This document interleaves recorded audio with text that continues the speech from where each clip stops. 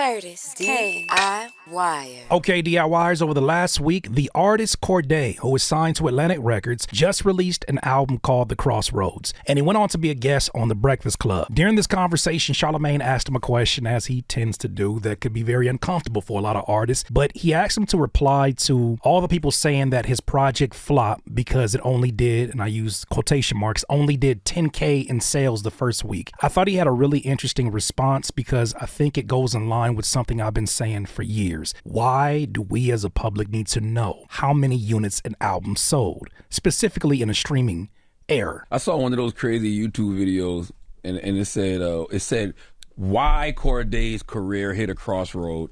Album flops horrendously. Yeah. Do you feel you just said it, you feel you're at a crossroads, but do you feel like your album flopped?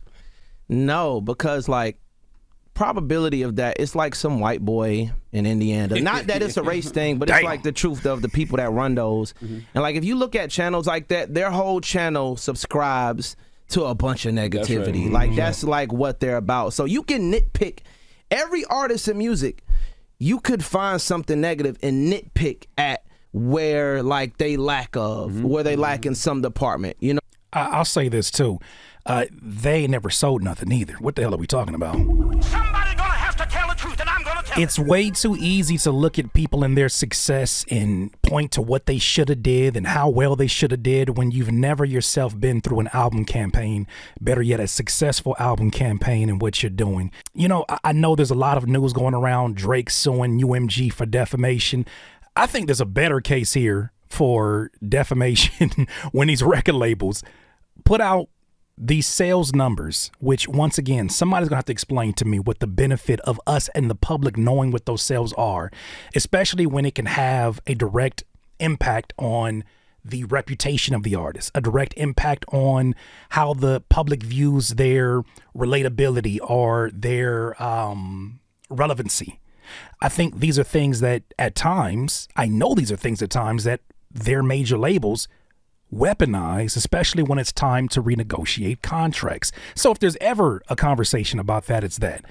Secondly, the type of people that you see pop up here and laugh at first week sales. I mean, this has never been this channel's, MO, but like the channels that you see do that are folks who you never know what miserable piece of shit their life is for them to look and say, oh, only 10K? Fam, you can't name 10 people that give a shit about what you do outside this YouTube. So I like the point that he's making. He's calling out a lot of folks who use it, and it's not just white folks. It's a bunch of different folks who get in here and they weaponize first week sales, and they're literally, without even knowing sometimes, helping the major labels make sure that these artists get the short end of the stick, in my opinion. I'll let them continue. You know what I'm saying? But no, because like I had other albums that didn't have like a strong first week. But again, my tour ended up doing super well. And then later on, it grows and becomes like a larger thing. Like, why spend all this time focusing on 1 week? 1 week? We're going to spend all this time focusing on 1 week when there is 52 weeks out of the year? Like, you're going to just give up on an album because like it didn't have a super strong first week? You know what I'm saying? Excuse me, what I'm saying? And I think I get compared to like mega stars. Like my first, like if you compare like a Cordae first week sales to like a Kendrick Lamar first week sales, of like, of course there's a discrepancy, but when it comes to like my actual peers that do the type of music that I do, there's like, it's all like a balance. It's there. We're all at doing the same comparative numbers, you know, even though comparison is the thief of joy, but just that's a whole nother perspective. But yeah, no, I have no worry about what some white man says about my career. What's your well, damn. Somebody gonna have to tell the truth. Throw another one in for measure. I hear you, Cordae. I hear you. And this has been something that I've said for some time. We don't need to have these numbers out here. I think first week sales is so misleading, especially when people want to also convince you that music isn't selling, and they want to also convince you that this is a streamer's environment, right? Even though there's a lot of good cases for it, there are independent artists. There's a lot of artists now that are major label artists that are finding ways to go direct to consumer and sell albums directly from their from their websites.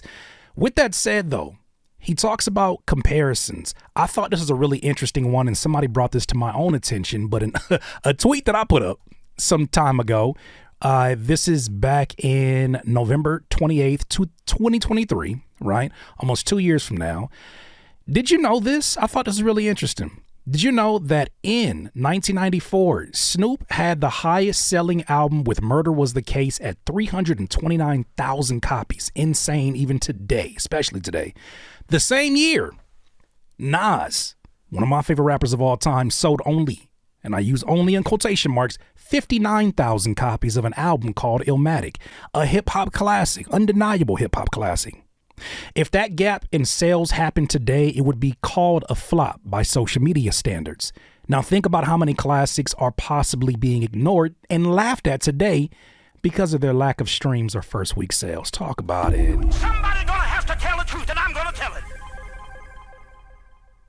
This is what I mean when I say that it is really an unfair tactic that I think that a lot of these major labels, and a lot of them, maybe they're not doing this maliciously, but I think a lot of them are. Some of them are maliciously putting this out there because they know it makes it really hard to negotiate the next project when they say, well, damn it, your units only sold this. Here's my thing.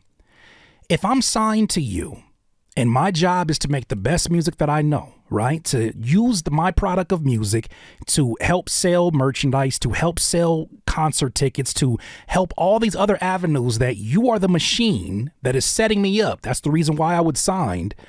If an album flops, that's not just my L. That's your L as well. That's the marketing department's L. That's anybody who had a hand in this. The PR who didn't align me with the right platforms or have me interviewed by the right person. That's not just my L. But in the public eye, it is just the artist's L. Why? Because it's your name next to your album and those sales. Unfortunately, it's not Margaret in accounting. It's not Henry in marketing. And that's unfortunate. But just think about that. If ILLMatic would have came out today, I think it would have been something that would have been really received well on social media. If he was a new artist, people would be talking about, oh man, Nas is so slept on. This would be a flop by today's consideration. So I really want people to take that into consideration. I know we're in a different place. I know it was a different time, but at this time, physical copies were the focus. Speaking about the finicky nature sometimes of the hip hop audience, and we're going to talk about a few different things that are kind of connected to this. Rosenberg made a good point, and this speaks to not only how people show up in support or don't support, but it also talks about a little bit of the ageism that exists. Sometimes hip hop fans, rap fans in general can be very finicky, and I think he makes a really good point. Check it out. I was just listening to this Snoop Dre album, and I had a realization because I posted about how much I liked it on X, and a lot of the comments back were like dissing the album. And, it's not this, these Dre beats, blah, blah, blah. And by the way, I didn't say the album was The Chronic or 2001, for instance, but I think a lot of hip-hop heads, or once hip-hop heads, live in a terrible space where you've written off new music because you're too busy, you got a job, you got kids, I get it. You're too busy to really pay attention to all the new dope artists that are out there, and there are a lot of them. So you don't pay attention to them, and you think all of it is the same crap that you hear on mainstream radio in the middle of the day, and that's not accurate at all.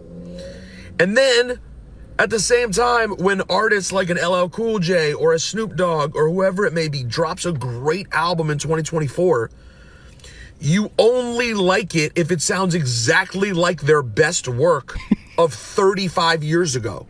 Somebody's gonna have to tell the truth, and I'm gonna Guilty as charged. Guilty as charged. Guilty as charged. I'm on both sides of this argument, in that I have definitely been one that listens to an album from one of these legacy artists, these legendary artists, and I appreciate seeing them be competitive. I appreciate them making great art and not trying to, rehash the success of yesterday, right? They're just in their moment. They're feeling creative.